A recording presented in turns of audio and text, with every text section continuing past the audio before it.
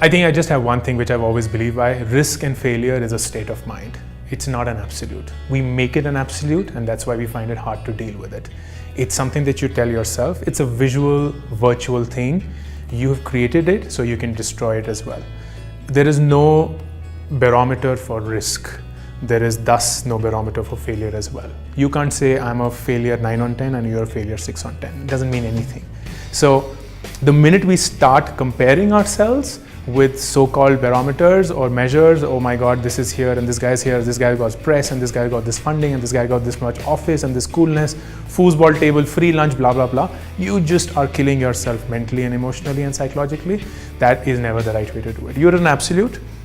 You have to treat yourself as an entity, which is an absolute and an individual. You have your own narrative, and everything that you do in life will always have a certain sense of risk and a certain sense of failure, but you've just got to be okay with it, because nothing that we all, at least collectively, can do will ever make us die, unless there are the people who jump off cliffs for a living, and if they're okay with that risk, then shutting down a company is the least of all worries.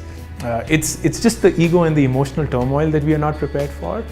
But whenever you're faced with this challenge, more often than not, it's not failure that you fear, it's what people think of you that you fear. And if you get out of that mindset, then it just becomes so natural for you to say, okay, no, this is what it is and I did my best.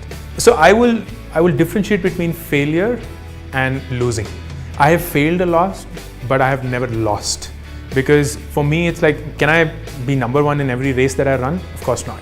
But did I mentally lose it even before the race started or after the race had ended? 100% no. So there's a taboo in saying, oh my God, you couldn't even raise these funds. That doesn't mean I've lost. That just means I failed at that one task and I'll get it back. Life's too big. But there are numerous instances where, as you pointed out, I've made mistakes which I wish I hadn't. And almost all of them, I think almost all of them have always boiled down to people mistakes.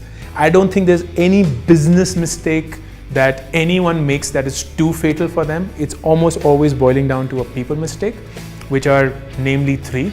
Living with people who I shouldn't have lived with for longer than I should have. So I've never regretted firing someone. I've only regretted firing them late or not fast enough. That's number 1. Living with people who should not have been there because there was a cultural misfit, because they didn't understand the value system, they didn't understand the tribe that we were building, they didn't understand the cult we were part of, and that has been the case. And third is having unreasonable expectations from people when you weren't transparent about the expectations in the first place. Each time I have failed to transparently communicate my expectation from you and instead expected something from you that you didn't even know you had to deliver, was each time that I ended up in a soup. And that's just poor management, that's just bad judgment, that's just poor leadership.